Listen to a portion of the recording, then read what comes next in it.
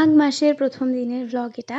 তো সেদিন বাস্তকে পিঠা দেওয়ার একটা রিচুয়াল আছে। তো সেগুলো মা সকালে উঠে পুজো দিয়েছে সুন্দর করে। আমি তো ঘুমিয়েছিলাম।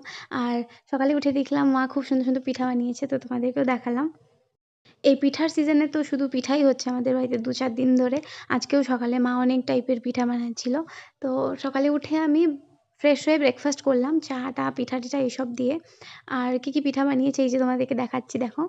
আজকে আমাদের বাড়ির পাশে একটা মন্দিরে পূজা আছে। প্রত্যেক বছরই এখানে হয়। অ্যান্ড ১ তারিখেই হয় এটা। তো আমি, মা আর আমার মামার মেয়ে এসছে ও আমরা ৩ জন মিলে গেছিলাম সেই মন্দিরটায় পুজো দিতে। তো সকাল, সকাল গিয়ে পুজো-টুজো দিয়ে কমপ্লিট করে চলে আসি। বেশিক্ষণ সময় লাগেনি। শুধু প্রদীপ-টদীপ দেওয়া এগুলোই। তারপর বাড়ি চলে আসি।